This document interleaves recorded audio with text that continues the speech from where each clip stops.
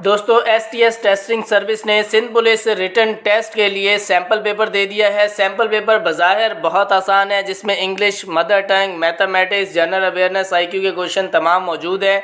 आज हम इसके सैम्पल पेपर को सॉल्व करेंगे, क्योंकि कुछ क्वेश्चन सैम्पल पेपर में से भी तुक्के के तौर पर एक दो क्वेश्चन आ जाते हैं। तो पहले हम इसके सैम्पल पेपर को सॉल्व करेंगे ताकि हमें थोड़ा सा अंदाज़ा हो कि पेपर किस तरह से आएगा। बिस्मिल्लाहिर्रहमानिर्रहीम। अस्सलाम वालेकुम दोस्तों, मैं हूं ताज़ीम अहमद और आप देख रहे हैं how expert YouTube channel. Sindh police constable test preparation के हवाले से हम हर पार्ट की, हर सब्जेक्ट की जो है वो सीरीज़ बनाते हैं, आपके लिए बेहतर तैयारी के लिए अच्छी इन्फॉर्मेशन लेके आते हैं। तो आज की वीडियो स्टार्ट करने से पहले छोटी सी रिक्वेस्ट है, अगर आपने अभी तक वीडियो को लाइक नहीं किया, वीडियो कर ले लाइक, चैनल पर नए हैं तो चैनल को कर लें सब्सक्राइब, बेल आइकन पे जरूर प्रेस करें ताकि इस तरह की more informative video time to time आपको मिलती रहे। तो बढ़ते हैं आज के पेपर की तरफ। सिलेबस में भी सिंगुलर और प्लूरल जो है वो दिया था इंग्लिश पार्ट में, तो इसी तरह इंग्लिश पार्ट के सैंपल में इन्होंने सिंगुलर दिया है बॉक्सेस का कि इनमें से सिंगुलर कौन सा है। Option A box, B box, C box, D boxes. दोस्तों बॉक्सेस का सिंगुलर होता है बॉक्स, ऑप्शन ए हमारा करेक्ट आंसर होगा। इस तरह बॉक्स का प्लूरल होगा बॉक्सेस। नेक्स्ट नंबर 2 है प्लूरल ऑफ फ्रूट। अब फ्रूट का हमने प्लूरल बताना है, पहले हमसे बॉक्सेस का सिंगुलर पूछा गया, फ्रूट का प्लूरल पूछा जा रहा है।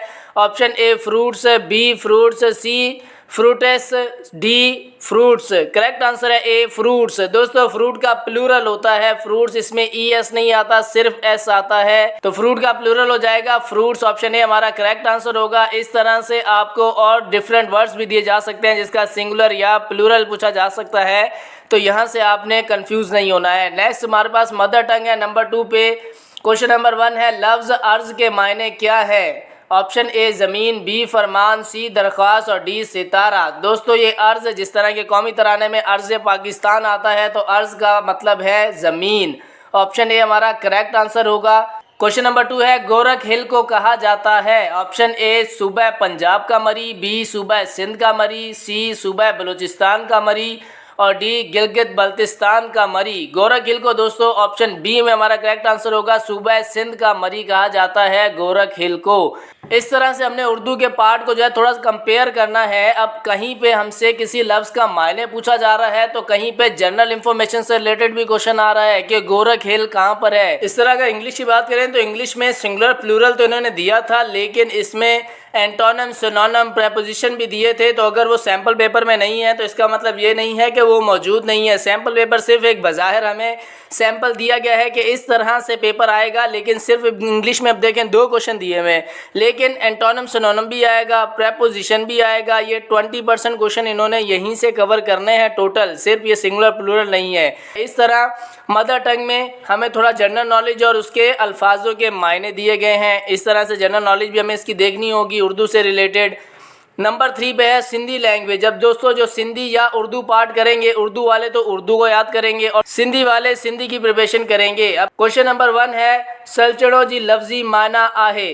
अब सलचड़ो की लफ्जी माना क्या है। ऑप्शन ए सुठन गण वारो, बी ईमान वारो, सी आसानी कंदड़ और डी समझ वारो। दोस्तों इसमें करेक्ट आंसर है ऑप्शन ए सुठन गण वारो। ये दोस्तों इसका करेक्ट आंसर है। सिंधी मुझे बहुत ज़्यादा अच्छी आती नहीं है, लेकिन आप जो है वो इसको कंपेयर कर लीजिएगा कि यही करेक्ट आंसर इसका होगा, क्योंकि जो सिंधी वाले तैयारी कर रहे हैं वो इससे रिलेटेड प्रिपरेशन करेंगे। ऑप्शन 2 में क्वेश्चन नंबर 2 है हेठियन मां दस्तकारी हुनर आहे। अब दस्तकारी हुनर का मतलब क्या है। ऑप्शन ए टेक्नोलॉजी जो इस्तेमाल, बी ज़रई तरक्की, सी परत भरण, डी व्यापार करण। करेक्ट आंसर है इसमें ऑप्शन ई परत भरण। ये दोस्तों दस्तकारी हुनर जा मतलब आहे। ये जी दोस्तों इंग्लिश और मदर टंग। नेक्स्ट पे चलते हैं तो पार्ट नंबर 2 पे हमारे पास है मैथमेटिक्स। अब मैथमेटिक्स पे क्वेश्चन नंबर 1 है the greatest 4 digit number is. यहाँ पे इनमें से 4 डिजिट नंबर सबसे बड़ा कौन सा है। अगर 4 डिजिट से पहले बात करें, 4 डिजिट से पहले बड़ा नंबर जो है वो 999 है, जो कि 999 कहलाता है। फिर उसके बाद आ जाता है ऑप्शन बी में 1000, जो कि 4 डिजिट में सबसे पहला नंबर 1000 आता है। इस तरह यहाँ पे पूछा गया है ग्रेटेस्ट नंबर, सबसे बड़ा नंबर इनमें से कौन सा है, तो 9998।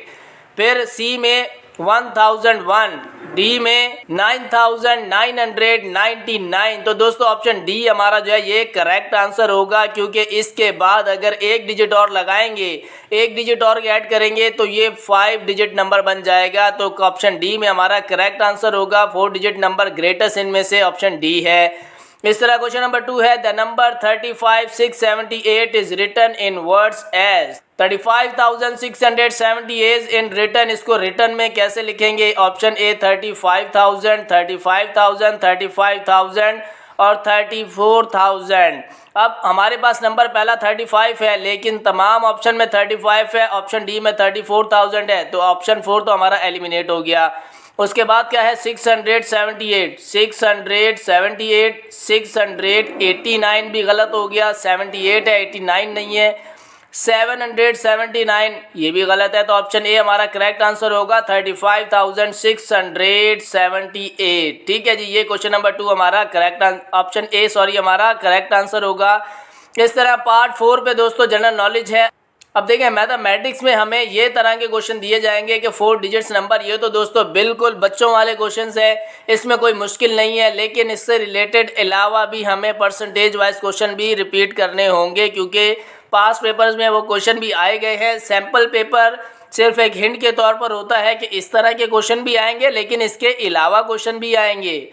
अब पार्ट 4 में जनरल अवेयरनेस आईक्यू का क्वेश्चन है, वो किस तरह से आएंगे? Arrange the word given below in a meaningful sequence. ये हमें जो है कुछ ऑप्शन दिए गए हैं, इनको हमने अरेंज करना है ताकि इसकी मीनिंगफुल सीक्वेंस बने। Option A sunrise morning sunset, B morning sunset sunrise, C sunset sunrise morning और डी सनसेट मॉर्निंग सनराइज। अब यहाँ पे करेक्ट क्या होगा? तो पहले सुबह होती है। अब यहाँ पे करेक्ट मीनिंगफुल सीक्वेंस क्या बनेगी? तो पहले दोस्तों सनराइज होता है, सूरज निकलता है, सुबह होती है और फिर सूरज गरूब होता है, तो ऑप्शन ए हमारा करेक्ट आंसर होगा। सनराइज मॉर्निंग देन सनसेट होता है। नेक्स्ट जो है नंबर 2 पे choose the figure which is different from the rest. अब यहाँ पे एक फिगर हमने बतानी है जो कि एक अलग तरीके की है। ऑप्शन 1 में देखें, एक सर्कल को 2 पार्ट्स में डिवाइड किया गया है, यानी कि 2 सर्कल हाफ बना दिए गए हैं। ऑप्शन 2 में भी इसी तरह से एक सर्कल को हाफ कर दिया गया है। ऑप्शन 3 में एक सर्कल को एक साइड से छोटा सा जो है वो कट लगाया गया है। ऑप्शन 4 में जो है सर्कल को 2 पार्ट्स में डिवाइड किया गया है। तो तमाम ऑप्शन जो है वो सर्कल को 2 पार्ट्स में डिवाइड है, लेकिन 3 जो है ये थोड़ा अलग है, तो ये क्या हो गया? डिफरेंट फ्रॉम द रेस्ट हो गया। तो ऑप्शन 3 हमारा करेक्ट आंसर होगा। नेक्स्ट पे बढ़ते हैं, तो रीजनिंग एप्टीट्यूड के क्वेश्चन है। क्वेश्चन नंबर 1 है dog barks and cat dash. Option A flies, B swims, C runs और डी म्यूज। दोस्तों डॉग बाग करता है तो कैट क्या करती है? म्यूज करती है।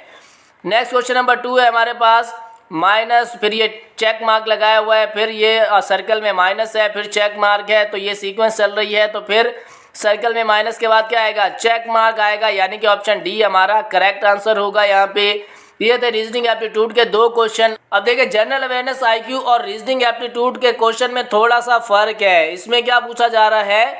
Different from the rest.